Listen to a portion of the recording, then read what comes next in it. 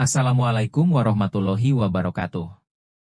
Segala puji dan syukur bagi Allah Subhanahu wa Ta'ala semata, yang Maha Hayyu lagi Maha Qayyum, yang tidak pernah terkena kantuk apalagi tidur. Sungguh, tidaklah berat baginya mengurusi alam semesta beserta isinya.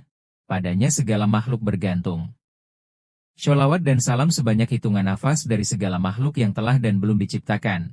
Semoga selalu tercurah kepada Nabi Muhammad Shallallahu Alaihi Wasallam beserta keluarganya, sahabatnya dan pengikutnya. Dengan wasilah beliau semoga Allah selalu memberikan kita kemakmuran, kemuliaan, kesejahteraan, kebahagiaan dunia dan akhirat. Hai viewers, subscribers, komentator dan share band Madian Channel. Ayo kita lanjutkan video bahasan kita. Siapa yang hendak berperang maka berperanglah seperti yang dilakukan oleh Hashim bin Sabit, Muhammad Rasulullah. Bangsa Quraisy berduyun-duyun yang terdiri dari para pembesar hingga para budak pergi untuk menjumpai Muhammad bin Abdullah di Uhud. Kebencian mengisi relung hati mereka, dan mereka hendak menuntut balas atas setiap darah yang tertumpah dari korban yang berjatuhan di pihak mereka pada Perang Badar. Lebih dari itu, mereka juga mengajak beberapa orang wanita turut serta untuk memberikan semangat kepada para pria untuk melakukan perang, dan mengobarkan api perjuangan pada jiwa setiap prajurit.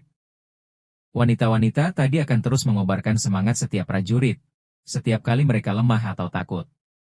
Salah seorang wanita yang turut serta dalam perang ini adalah Hindun binti Utbah istri dari Abu Sufyan, Raithah binti Munabi istri dari Amr bin Al-Ash, Sulakah binti Sade yang disertai oleh suaminya yang bernama Talhah dan ketiga putranya yang bernama Masafi, Al-Julas dan Kilab. Dan banyak lagi wanita lain yang turut serta dalam peperangan ini seperti mereka. Begitu kedua belah pihak sudah saling bertemu, dan api peperangan telah berkobar. Hindun binti Utbah bersama para wanita yang lain berdiri di belakang barisan bangsa Quraisy. Mereka memukulkan genderang sambil bersenandung. Jika kalian berani maju, maka kami akan memberikan kalian pelukan. Dan kami akan membentangkan bantal-bantal. Jika kalian kabur dari perang maka kami akan meminta cerai perceraian yang tidak akan menyenangkan. Lantunan suara mereka membangkitkan kobaran semangat di hati mereka, dan seolah memiliki daya sihir pada diri para suami mereka. Lalu usailah peperangan. Dan kemenangan berada di pihak Quraisy atas pasukan muslimin.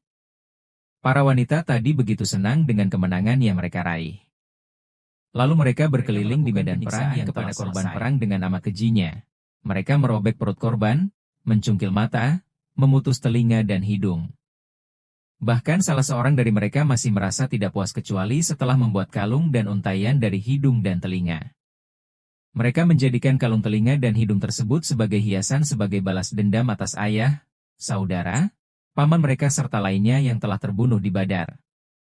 Akan tetapi apa yang dilakukan oleh Sulakah binti Sade berbeda dengan wanita Quraisy lainnya. Ia terlihat bingung dan panik sambil menunggu suami dan salah seorang dari ketiga anaknya.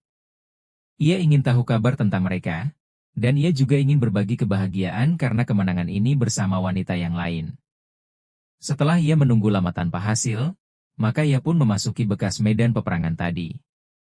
Ia memeriksa setiap orang yang menjadi korban, dan ternyata ia menemukan suaminya telah terbunuh dengan berlumuran darah. Maka ia bagaikan singa betina yang ketakutan. Ia langsung menyisirkan pandangannya ke setiap penjuru untuk mencari ketiga anaknya, Masafi, Kilab dan Al-Julas. Tidak lama kemudian, ia mendapatkan bahwa ketiganya sudah tergeletak di tanah Uhud. Masafi dan Kilab rupanya sudah tewas. Sedangkan Al-Julas, rupanya ia masih memiliki sedikit nafas untuk bertahan hidup. Sulafah menangisi anaknya yang sedang menghadapi sakaratul maut. Ia meletakkan kepala anaknya di pangkuannya. Sulafah mencoba untuk menghapuskan darah yang ada di kening dan mulut anaknya. Sulafah sudah kehabisan air mata akibat kesedihan yang ia rasakan pasca perang. Kemudian Sulafah mendekatkan diri kepada anaknya sambil berkata, "Siapa yang telah mengalahkanmu, wahai anakku?" Anaknya berusaha untuk menjawab, akan tetapi ia tak kuasa lagi. Kemudian Sulafah kembali mendesak dengan pertanyaannya, dan kali ini anaknya mampu menjawab dengan berkata, "Orang yang membunuhku adalah Hashim bin Sabit, dan ia juga yang telah membunuh saudaraku Masafi." Menghembuskan nafas terakhirnya. Maka menjadi gilalah Sulafah binti Sade. Ia langsung berteriak sambil menangis sekuatnya. Ia bersumpah demi Lata dan Uzza bahwa ia tidak akan pernah merasa puas kecuali bila bangsa Quraisy telah membalaskan dendamnya dari Hashim bin Sabit dan membawa tengkorak kepalanya agar ia jadikan tempat khamr untuk diminum. Kemudian Sulafah bernazar untuk memberikan siapa saja yang mampu menangkap, menawan atau membunuh Hashim bin Sabit lalu membawa kepalanya kepada Sulafah, maka ia akan diberi harta apa saja yang paling indah. Maka tersebarlah berita tentang nazar Sulafah ini di kalangan bangsa Quraisy. Lalu setiap pemuda Mekah mulai berangan untuk dapat mengalahkan Hashim bin Sabit lalu mempersembahkan tengkorak kepalanya kepada Sulafah, agar ia akan memenangkan hadiah Sulafah ini. Kembalilah pasukan muslimin ke Madinah setelah mereka melakukan perang Uhud. Mereka mengenang peperangan yang baru saja mereka lakukan dan mereka pun mengenang setiap kejadian dalam perang tersebut. Mereka berbelasungkawa atas setiap prajurit yang mendapatkan syahadah di medan laga. Mereka pun memberikan pujian kepada para ksatria yang begitu berani berperang. Dan mereka menyebutkan salah satu dari para ksatria tersebut adalah Hashim bin Sabit. Para pasukan muslimin merasa kagum kepada Hashim, bagaimana ia bisa dapat mengalahkan 3 orang bersaudara dari satu keluarga dari sekian banyak korban yang berguguran di tangannya. Salah seorang dari pasukan muslimin berkata, "Bukankah ini merupakan hal yang menakjubkan? Apakah kalian tidak ingat ketika dulu Rasulullah Shallallahu Alaihi Wasallam bertanya kepada kita sebelum berangkat ke Badar, bagaimana kalian akan berperang?" Saat itu Hashim bin Sabit berdiri lalu mengambil busur panahnya dan ia letakkan di tangannya dan ia berkata, "Jika musuh berada 100 hasta dariku maka akan aku hadapi dengan dekat sehingga dapat diserang dengan tombak, maka akan dihadapi dengan tombak sehingga dapat terkena oleh tombak. Jika tombak sudah tidak mungkin lagi digunakan, maka tombak tersebut akan kami letakkan dan kami akan mengambil pedang dan mulai duel dengan pedang." Maka pada saat itu Rasulullah Shallallahu Alaihi Wasallam bersabda, "Beginilah caranya berperang. Siapa yang akan berperang? Maka ia harus berperang dengan cara yang dilakukan oleh Hashim." Tidak lama berselang setelah usainya perang Uhud, Rasulullah Shallallahu Alaihi Wasallam mengirimkan 6 orang para sahabat pilihan dalam sebuah delegasi, dan delegasi ini dipimpin oleh Hashim bin Sabit. Maka berangkatlah delegasi pilihan ini untuk melaksanakan apa yang telah diperintahkan oleh Nabi Shallallahu Alaihi Wasallam.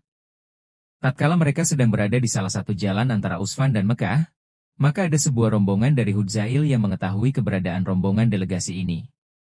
Jamaah dari Hudzail itu pun lalu segera mengejar mereka, dan mengepung mereka begitu rapatnya.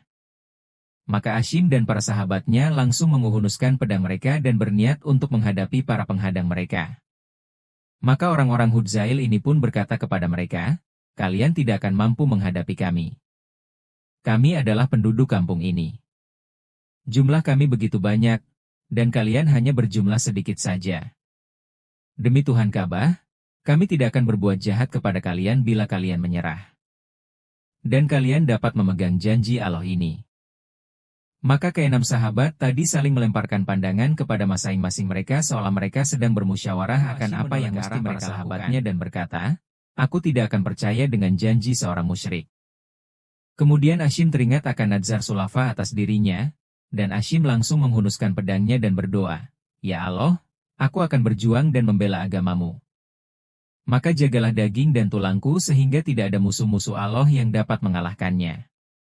Kemudian Hashim menyerang orang-orang Hudzail tadi yang diikuti oleh kedua orang sahabatnya. Mereka adalah Marsad al-Ghanawi dan Khalid al-Laitsi. Mereka terus melawan kepada orang-orang Hudzail ini sehingga mereka pun tewas satu demi satu.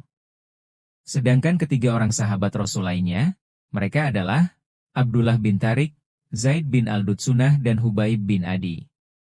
Ketiganya menyerahkan diri kepada orang-orang Hudzail tadi. Namun orang-orang Hudzail telah berkhianat kepada mereka. Orang-orang Hudzail ini tidak mengerti bahwa salah seorang dari korban tersebut adalah Hashim bin Sabit. Begitu mereka mengetahuinya, maka mereka menjadi amat girang, dan mereka menghayalkan bahwa mereka akan mendapatkan hadiah yang besar. Tidak heran, karena bukankah Sulafah binti Sade telah bernazar bila ia berhasil menangkap Hashim bin Sabit maka ia akan meminum khamr dari tengkorak kepalanya? Bukankah ia sudah berjanji bagi siapa saja yang dapat membawa Hashim hidup atau mati kepadanya, maka si pembawa akan mendapatkan harta apa saja yang ia inginkan? Tidak selang begitu lama setelah peristiwa terbunuhnya Hashim bin Sabit ini sehingga suku Quraisy mendengar kabarnya. Sebab suku Hudzail ini tinggal tidak jauh dari Mekah, maka para pemuka Quraisy mengutus seseorang dari mereka kepada para pembunuh Hashim agar kepala Hashim diserahkan kepada mereka. Hal itu demi membayar kebencian Sulafah binti Sade dan agar ia dapat menepati sumpahnya.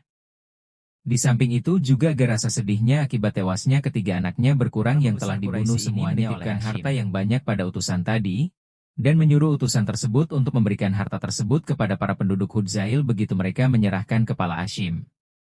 Para penduduk Hudzail hendak memotong kepala Hashim, dan mereka kaget bahwa kepala Hashim telah dikerubungi oleh lebah dari seluruh sisinya. Dan setiap kali mereka hendak mendekat kepada bangkai tubuhnya, maka para lebah tadi akan terbang ke muka mereka dan menyengat mata, kening dan setiap tempat pada tubuh mereka.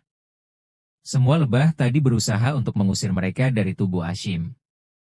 Begitu mereka putus asa setelah berusaha berkali-kali untuk melakukannya. Salah seorang dari mereka berkata, biarkan saja tubuhnya hingga malam tiba. Sebab lebah bila malam tiba akan pergi darinya dan kalian akan dibiarkan oleh lebah untuk mendekati dirinya. Kemudian mereka pun duduk menunggu tidak jauh dari tubuh Hashim. Akan tetapi begitu siang telah pergi dan malam mulai tiba, maka tiba-tiba langit menjadi begitu mendung dan amat pekat. Cuaca menjadi dingin dan hujan pun mulai turun dengan sangat lebatnya. Dan belum pernah ada disaksikan oleh manusia di bumi ini, hujan yang begitu lebat turun dari langit. Maka semua lereng, lembah dan jalan-jalan di bukit pun dipenuhi oleh air. Semua daerah dipenuhi dengan air yang begitu banyak. Begitu waktu pagi tiba, para penduduk Hudzail mencari jasad Hashim di setiap tempat. Namun mereka tidak menemukannya. Hal itu terjadi karena air telah membawa jasadnya pergi jauh dari mereka ke tempat yang mereka tidak tahu. Rupanya Allah Subhanahu wa Ta'ala telah mengabulkan doa Hashim bin Sabit, sehingga Allah Subhanahu wa Ta'ala melindungi jasadnya yang suci agar tidak dianiaya. Allah juga menjaga kepala Hashim agar tidak dijadikan tempat khamr untuk minum. Dan Allah tidak akan memberikan kesempatan bagi kaum musyrikin atas mukminin.